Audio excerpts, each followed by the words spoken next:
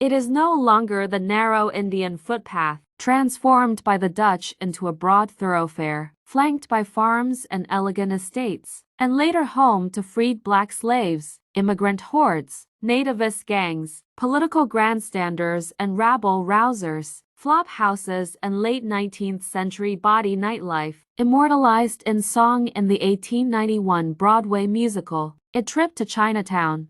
Today, a grocery survey might suggest that much of the Bowery-storied past already has been obliterated. But the facades and the bones of nearly 200 buildings, lining the 1.25 miles between Chatham Square and Cooper Square, still conceal to centuries of New York history, so authentic, compelling and enduring, that the Bowery has just been listed on the National Register of Historic Places. Carrie Culhane, an architectural historian and associate director of the Two Bridges Neighborhood Council, who wrote the report that led to the designation, calls the Bowery the city's oldest streetscape.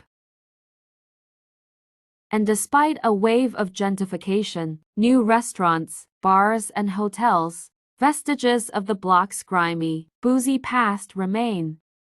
Luke Santi, who chronicled the area in Low Life, said it may not seem as though there is much left of the Bowery at this point, but once you start really looking, there is quite a bit left. The Bowery Mission, the former YMCA, across the street where William Burroughs once lived, the extraordinary fortress of solitude, at the corner of Spring Street, the ex-Bowery Savings Bank at Grand Street, designed by Stanford Y at number 130.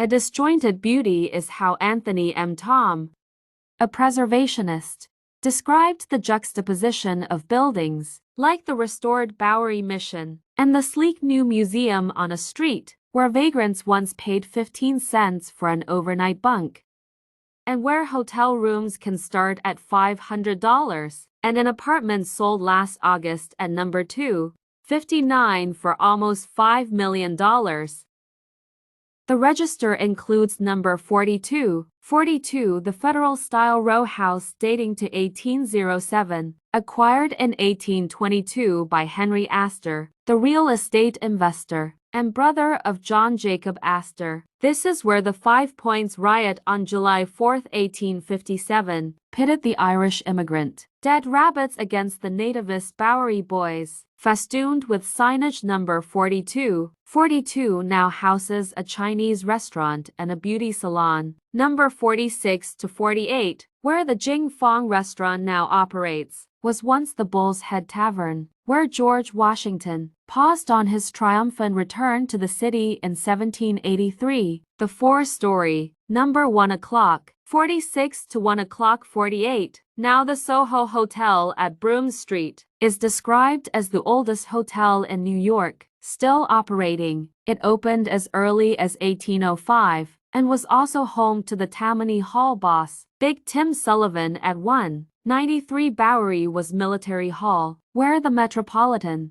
Police were organized in the 1840s. The Elks convened in 1868, and Emma Goldman orated in the 1890s.